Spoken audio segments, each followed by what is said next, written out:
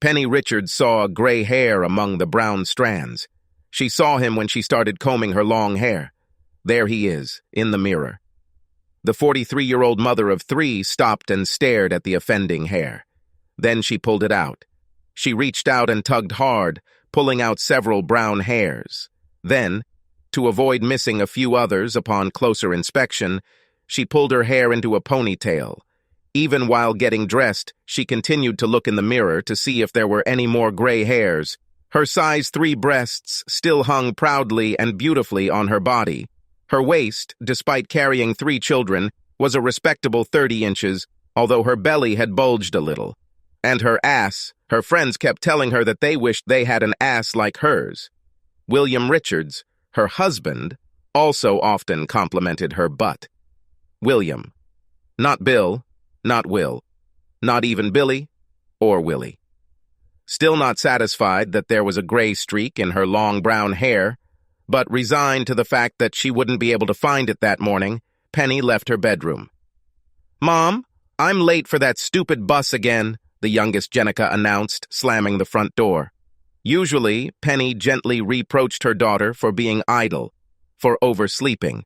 But today, more than ever, Penny exploded in a fit of rage. Shocked by her mother's behavior, Jenica ran to her room, wailing. "Damn it, Jenica, I'm sorry," Penny growled, upset with herself. Finally, after nearly 10 minutes of apologizing and hugging, Jenica and Penny got into Penny's 6-year-old Toyota Camry and drove to Baylor Lake High School, where Jenica was a sophomore. They arrived shortly before the first bell, so Jenica was not late for school. Promising that next time it would be better and kissing her mother on the cheek, Jenica left, absorbed in the crowd of schoolchildren. Penny went to the grocery store, did her shopping for the week, and even smiled when the young man who was bagging her groceries couldn't seem to look past her breasts. She turned as she passed the stroller, and, sure enough, the young man was looking at her butt in her tight blue jeans. "Honey, I have a child older than you," Penny wanted to tell the young man. "Actually, these are my jeans," Penny thought and smiled, pushing the stroller out into the August humidity. Rachel, their eldest daughter, was living with Brad Bertrand, and the two were planning their wedding. Both Brad and Rachel were scheduled to graduate from the University of Louisiana at DeGard next May and get married the first weekend in June. William didn't like Rachel and Brad living together. He had old-fashioned values and views on these things. "Come on, William," Penny laughed at him. "How old were we when we started doing this business?" "Study?" asked William. "Cooking bacon? Point a finger? Play hide the salami?" Penny made fun of her husband, who was stuck in a quagmire. "I prefer to think that this is love-making." William pursed his lips when he heard her laugh. "Actually, I still prefer to think of it as making love," he said. "And I certainly don't like the thought of my little girl being studying, as you call it." "Oh, never mind, Daddy," Penny laughed. "But let me guess. If Clay wanted to have sex with Chelsea, it would be a completely different matter, right?" "If her mother and father don't mind, then everything is fine," William said. Now in the grocery store parking lot, Penny bent down to put away groceries. At the same time, she tried to remember the last time she and William tried to make business or love. "Haven't tried it for a long time," she admitted. As she straightened up, Penny saw that an African-American man was watching her. He wasn't embarrassed by being caught looking at her. The man smiled at her and continued walking through the grocery store. "Pull up your pants, idiot," Penny wanted to tell this cheeky man. "And get out of the middle of the aisle, will you? People need to know the rules of the road, you know." When she arrived home, Harris, the young man who lived next door, had apparently skipped class that day. He gave his neighbor a sheepish smile. "Hello, Miss Richards. Do you need help?" he suggested as she began to pull bags of groceries out of the trunk of the car. Harris had a bit of a crush on Jenica, but she didn't seem to care much for the handsome 18-year-old. William suggested that Harris was not as in love with Jenica as he was with Penny. In fact, William mentioned this more than once when the Phillips came over to the neighbor's house for a barbecue or to splash around in the pool. The time Penny dared to wear a bikini outdoors seemed to add weight to William's assertion. Harris couldn't take his eyes off Penny. With the help of Harris, Penny was able to free the car fairly quickly. Harris then stayed and helped her clean everything up. At first, Penny thought it must be an accident, the constant pushing and touching while working. But when Harris's hand found her firm ass for the fourth time, Penny knew it was intentional. She smiled at the young man, smiled at his hot blush. Then she leaned over and kissed him. He almost dropped the jar of mayonnaise when she pressed her lips to his. Luckily, he placed the jar on the counter. Harris was a slightly skinny boy who didn't play sports at all. But at the same time, he was a handsome young man with light brown hair, warm brown eyes, and a crooked smile. He was terribly inexperienced at kissing, and Penny had to place a hand on his skinny chest to slow him down. Then she kissed his neck. He giggled from the tickling. Her hand came to rest on the bulge in his jeans, and he gasped. Then she kissed him again and knelt down. Kneeling on the kitchen floor, Penny unzipped his jeans and gasped as he immediately climaxed and shot all over her face, hair, throat, and blouse. "Oh my God!" Harris moaned in pleasure and embarrassment. Penny was amazed at the resilience of the young people. Even after such a strong climax from Harris, he remained firm and proud. The second climax followed almost immediately after Penny began to pay attention to his manhood below the belt. "Sonny, you should warn your lover when you're going to do this." Penny gently reproached the young man. "Sorry, Miss Richards." Harris sighed. She pulled off her blouse, wiping the results of his climax from her face. She then unclasped her bra, and Harris's eyes stared at her breasts. Penny stripped herself of her clothes. She left it on the kitchen floor and dragged Harris into the bedroom. On her bed, she laid Harris on his back and undressed him. Her first climax was quick, as Penny always did when she was very excited. And now, she was very excited. Harris immediately followed, reaching his denouement for the third time. This round was followed by the next, and again, each of them reached the end. "I think we better put away the rest of the food," Penny said, after they had been sitting there for a few minutes. "Yes, ma'am." Harris agreed. That evening, William was both amused and excited by Penny's attempt to rush Clay and Jenica to dinner before heading to their rooms to do homework. "Come on, Tiger Cub," Penny said when she managed to get the children to go to their rooms. "Let's get down to business." "Shall we get busy?" William joked. "What? Do you want to do our taxes?" "About." "No, I know. You want to clean the utility room, right?" "Come on, idiot," Penny laughed, pulling him with her into their bedroom. At 45, William was no longer as quick to react as Harris. He also had a small beer belly and thin white legs. But William had a large manhood and a bit of mature stamina. He managed to bring Penny to climax 3 times before he came to the denouement.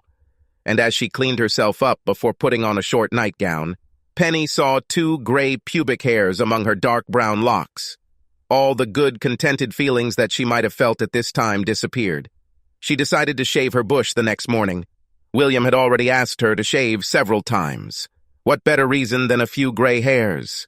The next morning, William leaned over and kissed her on the cheek. "Love you," he muttered before getting out of bed. He went to prepare breakfast for the whole family, prepared lunches for Clay and Jenica, and asked Jenica to hurry up before she would be late again. "I know, yesterday I was late for that stupid bus," Jenica agreed. "Is it true? And how did you determine the intelligence or lack of intelligence of the bus?" William teased.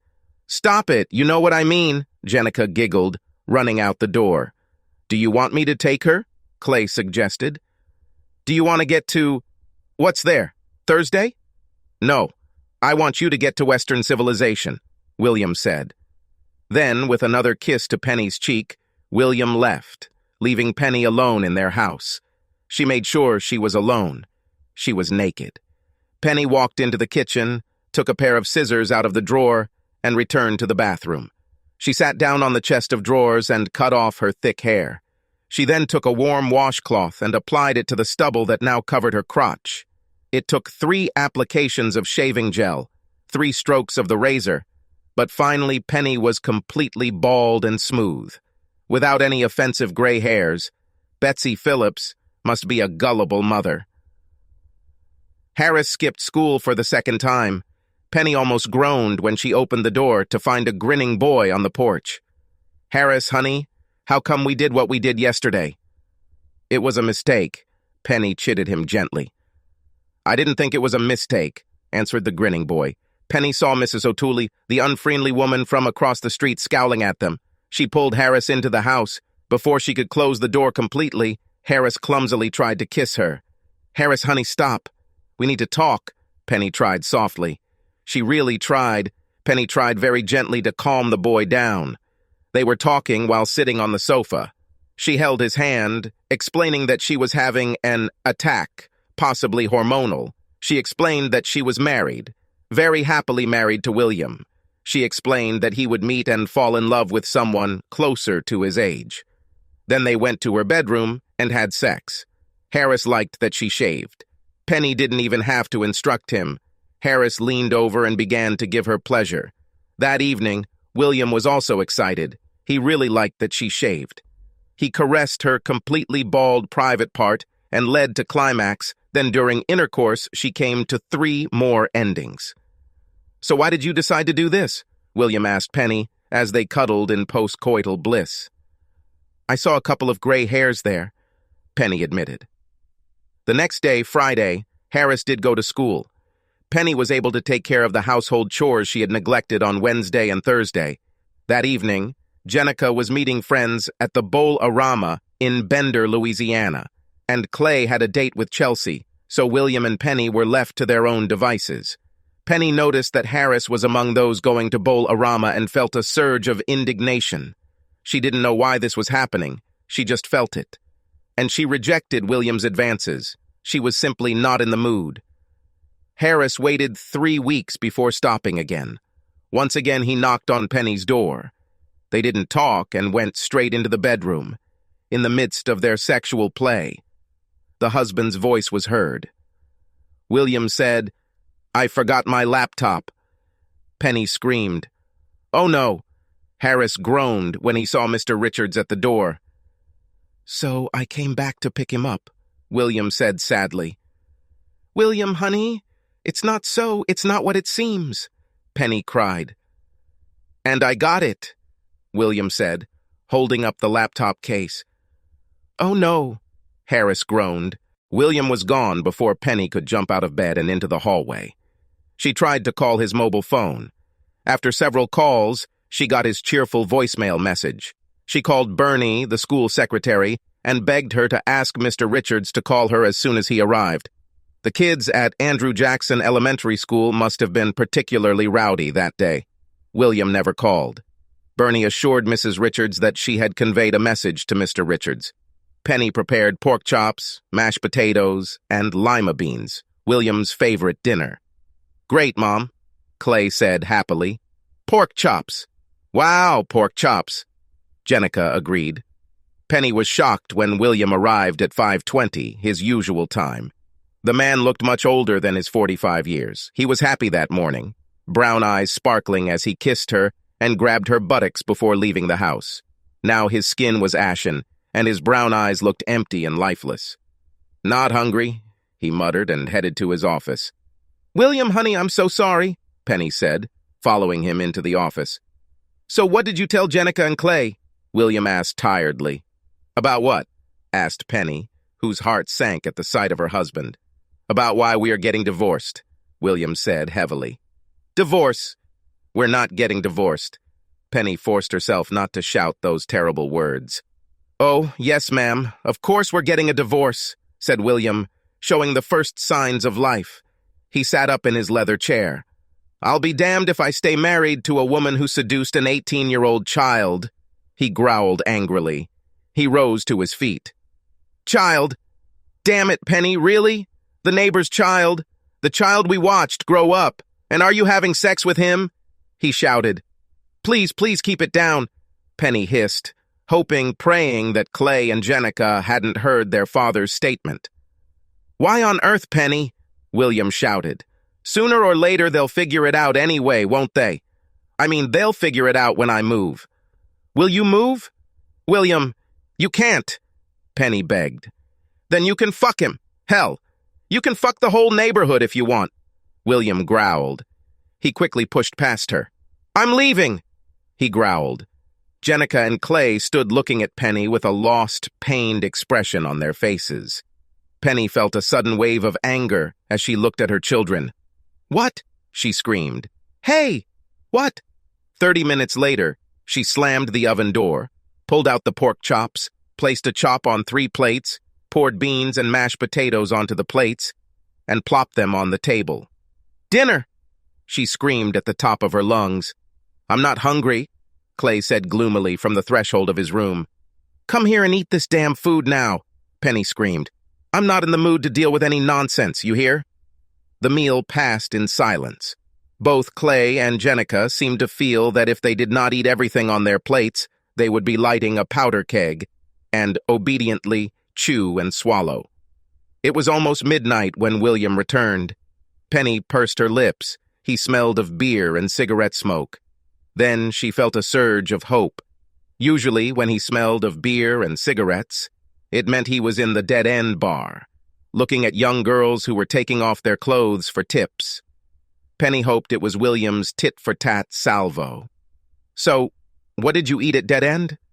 Penny asked as he untied his shoelaces. Stuffed pork chops, William answered languidly. Wow, what a coincidence. Penny tried to grin. Uh-huh. How about this? William answered evenly. On Saturday morning, Penny woke up to William quietly getting out of bed. The gray dawn was barely visible through the gap in the heavy curtains.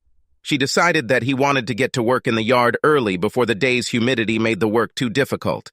Penny fell asleep. She woke up again when she heard the voices of Jenica and Clay arguing playfully. She slipped her feet into slippers and went to the kitchen, where Jenica was preparing scrambled eggs. The 3 of them watched in shock as William entered the house carrying flattened boxes from the U-Haul store. No! Jenica screamed and ran out of the room. Clay took one look at Penny and ran out of the house. God, William, please! Penny sobbed. William paused for a moment, then walked past Penny into the bedroom. Penny sat at the kitchen table and sobbed with her head in her hands. William walked through the kitchen to the garage, carrying 1 box.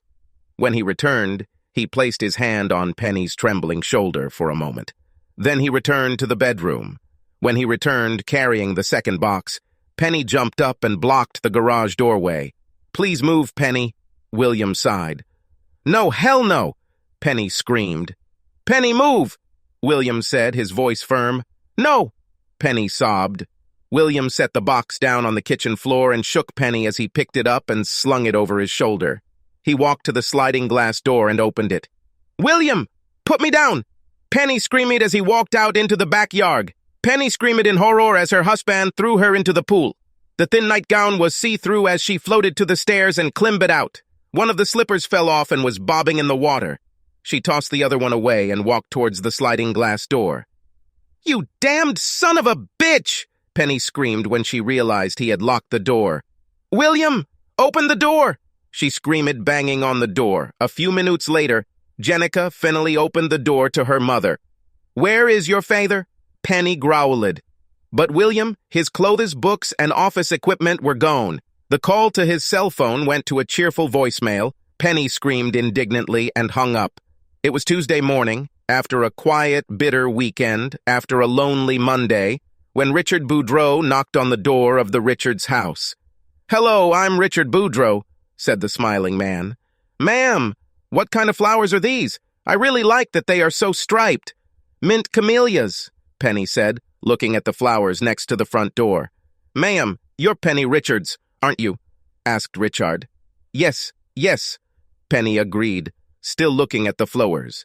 And you've already been served, Richard said, handing her a large manila envelope. Have a nice day. He photographed her with a digital camera. I sent my Bernie a photo of these flowers. I bet that in less than 10 minutes, she will tell me that we need to have some. The man smiled, opening the door of the Ford Taurus. He laughed a happy laugh. "This is a woman, I'll tell you," he said. "She knows that all she has to do is ask, and everything will be hers." During lunch, William finally took out his mobile phone. Penny's tearful message broke his heart, and he almost deleted it. But in the message, she admitted to her affair with Harris Phillips, and William saved her message for his lawyer. Trevor Williams, his divorce lawyer, noted that if Penny or Harris did not admit to the affair, then Penny could deny it happened. "This is a no-fault state, Mr. Williams," William said. Right, Trevor agreed. "But adultery gives us more leverage over alimony." "God, give her this damn house," William snapped, "at least until Jenica decides to go to college." "What else does she need, huh?" "Sir, according to you, Mrs. Richards has not worked since Rachel was born 22 years ago, is that correct?" said Trevor. "It's high time she got back to work, don't you think?" William snapped. But now, listening to her whiny voice, hearing the suffering and fear in her voice, William felt neither a sense of victory nor a sense of moral justification. On Wednesday morning, Jenica quietly suggested that her mother go to a lawyer, look over the divorce petition, and make sure everything was fair. "There's nothing fair about divorce, Jenica," Penny snapped. "Maybe not, but still, maybe you should contact a lawyer," Jenica said quietly. "You're right, honey," Penny said heavily. Penny was combing her long brown hair when she saw another offending hair with gray. She pulled it out forcefully. She then pulled out 2 more gray hairs that she noticed on the left side of her head. Nicole Banks, a lawyer at Couture and Associates, arrived at work at 11 o'clock that morning. Nicole Banks was an attractive young woman. The lawyer looked much younger than Rachel, and Penny felt offended when she spoke to the young lawyer. "Your husband didn't freeze the accounts, did he?" Nicole asked. "God, you don't think—" "William wouldn't do this. He knows I need this money," Penny stammered. With Penny's permission, Nicole checked the family's account and 2 credit cards. Nobody touched them. Nicole quickly filed a motion to stop payments to protect Penny from any attempts to freeze the accounts. She also filed a petition for marital counseling. Although Nicole's youth still irritated Penny, she thanked the young lawyer. "Mrs. Richards, I sincerely hope that this consultation will be beneficial," Nicole said. "But I want you to be prepared for the possibility that this might not work, okay?" Despite Trevor Williams' objections, Judge Marie Robichaud still ordered counseling, saying both parties must attend at least 8 sessions. Dr. Sylvia Hooperstein was notorious for siding with women in her consultations and determining that more sessions might be needed, often recommending up to 21 sessions, the maximum most judges would agree to. Penny sat and cried and sobbed and apologized to William for the first 40 minutes of their first session. "Will, can I call you Will?" asked Sylvia. "Mr. Richards will be fine, thank you," William grumbled. Well, I don't see the need for such formality," Sylvia grumbled. "Well, Dr. Hooperstein, when will you pay me?" "Then you can make that decision," William said. "Because I'm the one who pays you, because it's my salary that pays the bills. I am the one who makes this decision." "Great," Sylvia growled. "Do you have anything to add to what Penny just said?" "No, not really," said William. "She had sex with a neighbor. 18-year-old guy. No amount of sorry and it didn't mean anything can fix it, can't unscrew it." The second session was almost a mirror image of the first. In the third session, Sylvia decided to let William go first, instead of letting Penny go first. "She pleased this 18-year-old guy," William said wearily. "She had sex with a neighbor. No amount of sorry and it didn't mean anything will fix anything." He turned and looked into the angry Penny's face. "But damn, just out of curiosity, let me ask you something, huh?" said William. "Let's say you left the house, went to the grocery store, then saw that you forgot your purse, came home and, let's say, found me in bed with that little Thérèse Préjean, right?" Penny visibly flinched, her face tense. "Yeah," said William. "It's not that simple, is it?" "But she's just a child," Penny snapped. "She's 18, the same age as Harris. Legally," William replied. He grinned. "And he always walks around shoving his huge breasts in my face at every opportunity," William continued.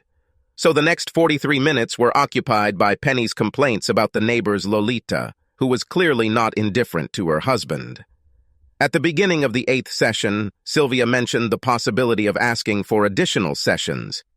"If you do this, I will subpoena your records," William threatened. He rose to his feet. "I'm sure the court would like to see how many extensions you asked for that still ended in divorce," he said. "Where are you going? We still have 48 minutes, Sylvia snapped. "Will another 48 minutes of me listening to her, or you talking nonsense, help get Harris Phillips down? Is it really because of this that my wife's infidelity will never happen? Would another 48 minutes of this boring chatter make her infidelity go away? No? Then I'm done," William said, and left the office. Because he failed to complete all 8 court-ordered sessions, Sylvia maliciously informed Judge Robichaud of William's dereliction of duty. Because William was a teacher, Judge Robichaud refused to issue a warrant for his arrest, but ordered him to teach one last class. William was true to his word. A subpoena appeared from Trevor Williams demanding all records of court-ordered marital counseling for the previous 5 years. "I told you not to do this," Penny told Sylvia as William sat in the doctor's office. "Like the fact that he refuses to be called anything other than William, he's also completely stubborn." Penny rose to her feet. "Where are you going?" asked Sylvia. "I'm so sorry, William," Penny said, fresh tears welling in her eyes. "I really hoped that you would see that I was ready to fight for our marriage, but apparently not." "But I'm not ready to keep my legs closed," William snapped. Penny left the office. "Well, that's probably all," Sylvia sighed. "You can go, William." "Oh, no, ma'am," William chuckled. "You ordered me to return for the last session." "Well, I'm here, and we still have 37 minutes. So for 37 minutes, William sat and looked at the doctor. At first, she tried to maintain eye contact. 3 minutes later, she was busy with other things. Finally, she growled, "Go, okay? Just leave. You win, okay?" "Have a nice day, Dr. Hooperstein," William said and left the office. Super One Foods hired Penny Richards to work evenings. William quickly learned that being a housewife wasn't just about sitting around cleaning the house. Even though Clay drove a car, he often depended on other people to feed him, clean his clothes, and finance his social life. Jenica didn't know how to drive, but she participated in several events and constantly needed a driver. So if there is any silver lining to this divorce, it is that William has become more involved in the lives of his 2 youngest children. And finally, the marriage ended with a few scribbles on legal papers. Penny kept the house until Jenica turned 21. The house will then be sold and the proceeds will be divided 50-50. William's retirement accounts will also be split 50-50 upon his retirement. Nobody won any victory. No one felt a sense of satisfaction or moral superiority. One evening, while browsing through a middle-aged woman's groceries, Penny noticed a box of hair dye among the merchandise. Chestnut brown. "I wish I had thought of that before," Penny said out loud. At 43, she cheated on her husband with an 18-year-old guy living next door. One day he caught them in the middle of sex. He filed for divorce. She asked not to do this. However, he did not change his decision.